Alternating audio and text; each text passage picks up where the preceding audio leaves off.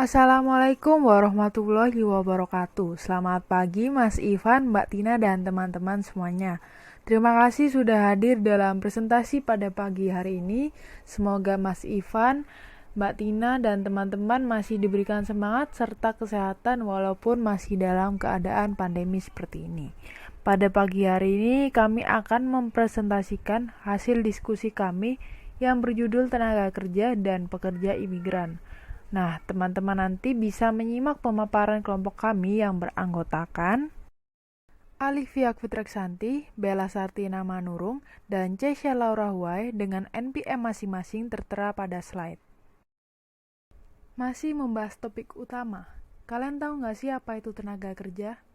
Tenaga kerja adalah sumber daya manusia untuk menjalankan proses produksi dan juga distribusi barang dan jasa sebagai kebutuhan individu maupun kelompok. Perusahaan membutuhkan tenaga kerja secara optimal untuk membuat perekrutan. Perusahaan yang mempertimbangkan bagaimana ukuran tenaga kerjanya mempengaruhi jumlah output yang dihasilkan. Pasar tenaga kerja seperti pasar lain dalam perekonomian, diatur oleh kekuatan-kekuatan penawaran dan permintaan. Pasar tenaga kerja berbeda dari kebanyakan pasar lainnya, karena permintaan tenaga kerja merupakan permintaan turunan. Perlu diingat, pasar tenaga kerja termasuk faktor produksi. Pasar tenaga kerja bersifat permintaan besar dan turunan. Maksud dari turunan ini adalah dinamika yang terjadi pada pasar tenaga kerja dipengaruhi oleh penawaran dan permintaan barang dan jasa. Misal harga output lebih tinggi, perusahaan bisa menambah upah, sehingga tinggi atau rendahnya upah bergantung pada permintaan penawaran barang dan jasa.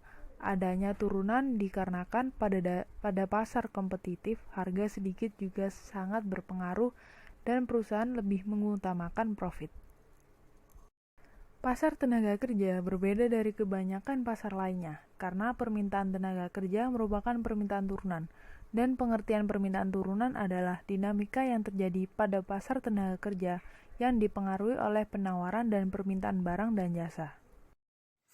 Seperti yang telah dijelaskan sebelumnya, bahwa permintaan tenaga kerja merupakan permintaan turunan. Jadi, adanya turunan ini dikarenakan pada pasar kompetitif, harga sedikit juga sangat berpengaruh dan perusahaan ini lebih mengutamakan profit. Jadi, perusahaan ini harus memutuskan berapa banyak pekerja yang akan dipekerjakannya untuk membuat suatu produk. Nah, setelah perusahaan membuat keputusan perekrutan, para pekerja ini akan bekerja untuk menghasilkan produk. Perusahaan kemudian menjual produk tersebut, membayar pekerja, dan menyimpan apa yang tersisa sebagai keuntungannya. Ada dua asumsi mengenai hal ini, yaitu asumsi pertama bahwa perusahaan ini kompetitif, dan asumsi kedua yaitu perusahaan ini memaksimalkan profit. Di sini kita contohkan dengan perusahaan Apple. Jadi asumsi yang pertama itu adalah asumsi bahwa perusahaan ini kompetitif. Jadi perusahaan Apple ini dia kompetitif di pasar Apple, di mana perusahaan ini merupakan penjual, dan di pasar pemetik apel, di mana di pasar ini perusahaan merupakan pembeli. Perusahaan membeli tenaga dari para pekerja. Jadi perusahaan yang kompetitif adalah penerima harga.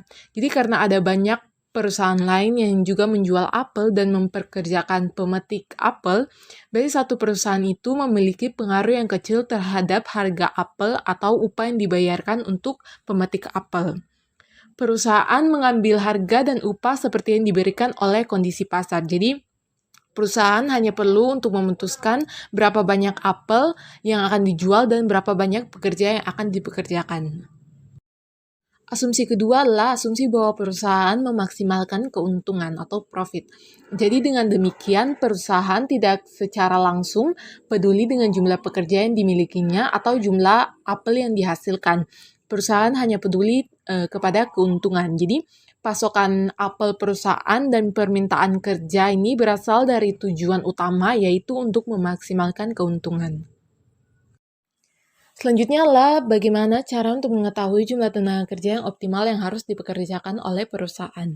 Jadi untuk membuat keputusan perekrutan, perusahaan harus mempertimbangkan bagaimana jumlah pemetik apel dapat mempengaruhi jumlah apel yang dapat dipanen dan dijual.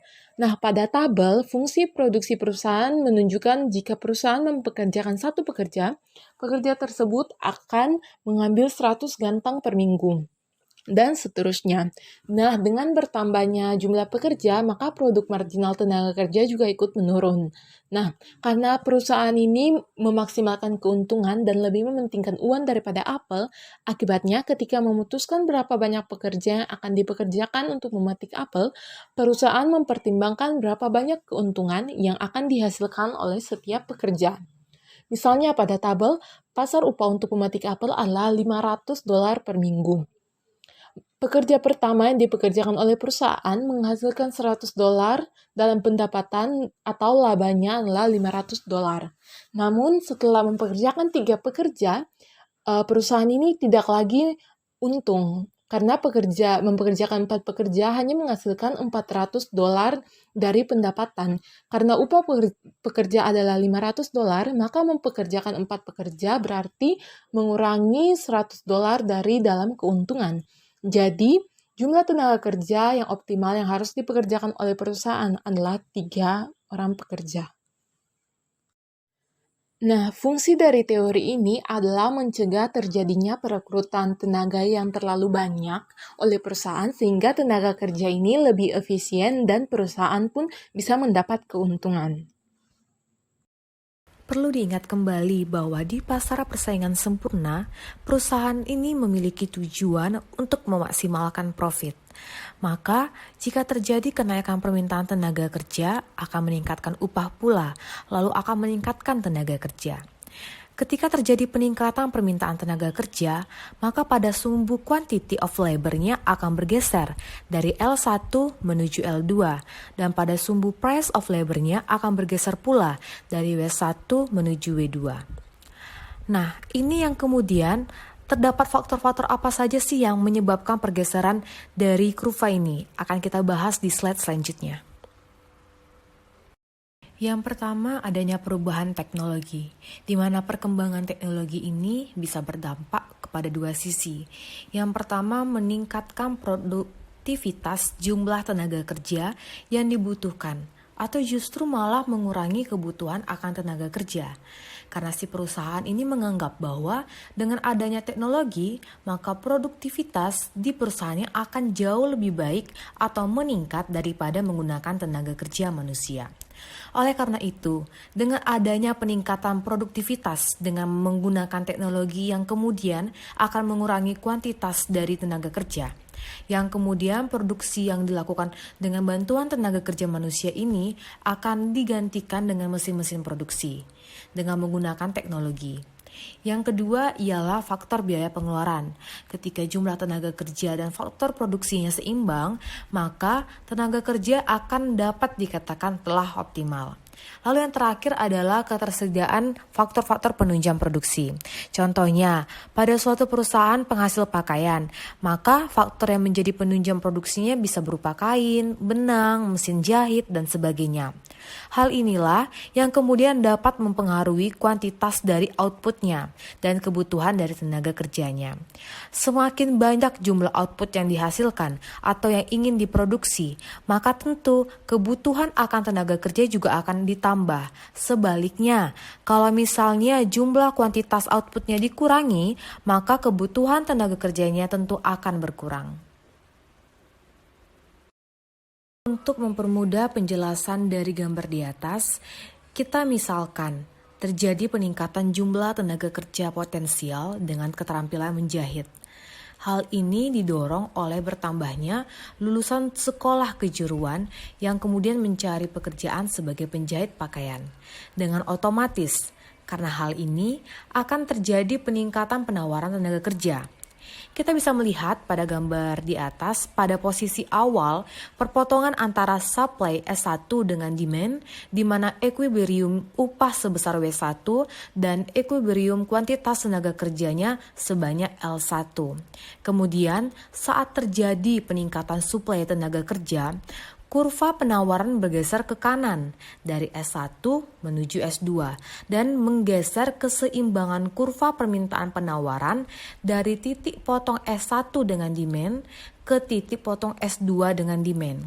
Dengan demikian, harga atau upah dari tenaga kerja menjadi jauh lebih murah ditandai dengan bergesernya equilibrium upah dari W1 menuju W2. Ada beberapa hal yang menyebabkan terjadinya perubahan persediaan tenaga kerja. Yang pertama adalah tren. Jadi contohnya di sini adalah misalnya perempuan saat ini banyak yang bekerja di luar rumah.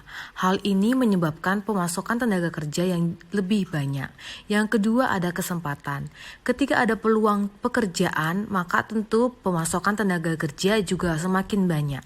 Yang ketiga adalah migrasi. Ketika sebuah negara melakukan impor tenaga kerja, maka pemasukan tenaga kerja juga semakin banyak. Demikianlah yang dapat kami sampaikan mengenai tenaga kerja dan pekerja asing. Terima kasih untuk perhatiannya.